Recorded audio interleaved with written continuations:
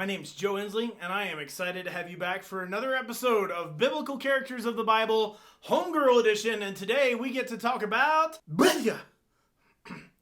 Bithiah. Bithiah.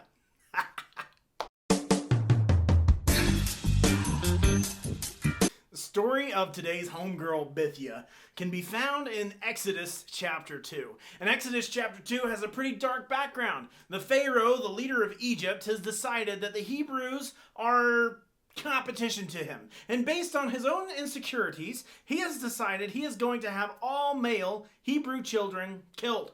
So this is the law in the land. You have a boy and you're a Hebrew, kill the child. Not good at all. So we all know what Moses' mom did, right? She made a basket out of some reeds, and she threw her kid on the river in the basket and said, "Lord, please take care of my baby," which is basically Hebrew for Jesus, take the lead. Take it from my hands, 'cause I can't do this all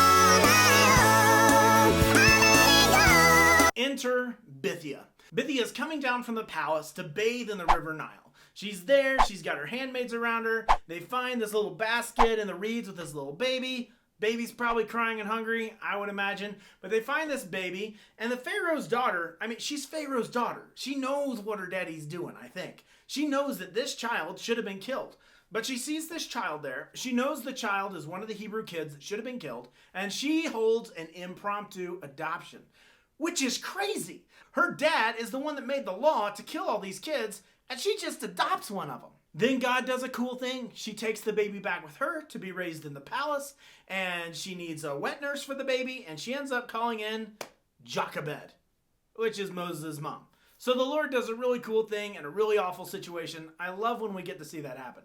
Because how many times are we going to find ourselves in awful situations, and only God can do a crazy, impossible, cool thing to redeem that situation and make it better again? And that's what happens here. But this is where the story starts to get a little different. There's not a lot known about Bithiah in your Bible. In fact, when you go searching for Bithiah in your Bible, you're going to come up with the facts I gave you pretty easy, but then it gets harder. However, rabbinical literature, such as the Talmud and other Hebrew rabbi writings, have another story to tell about Bithiah.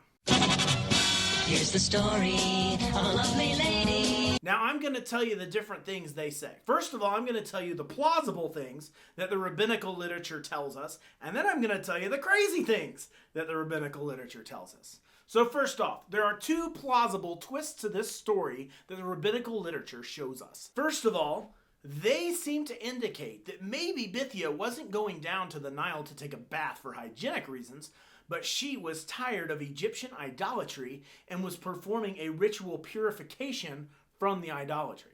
Maybe the Lord was convicting her of the idolatry and she wanted to purify herself from idol worship.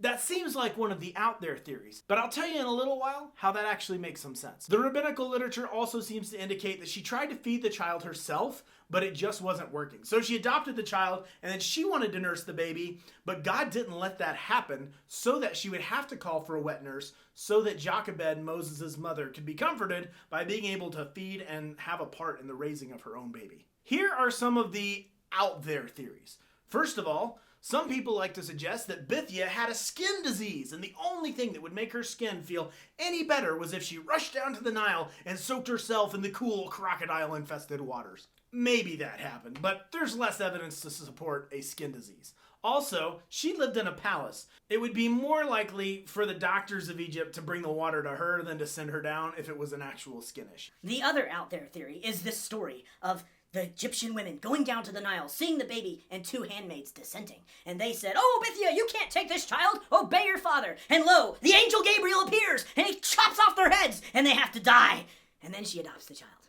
But that's a little out there, too. That sounds like something you'd find in the Apocrypha, and it's definitely not inspired canonical work here. So we can't trust it, but they sure do make good campfire stories. But here's why I'd like to tell you that I think maybe she was trying to purify herself from idol worship. Because if you'll go down to the book of 1 Chronicles, you will find Bithiah again. Bithiah marries this guy named Merid. And Merid is of the tribe of Judah. And spoiler alert, they have a ton of kids.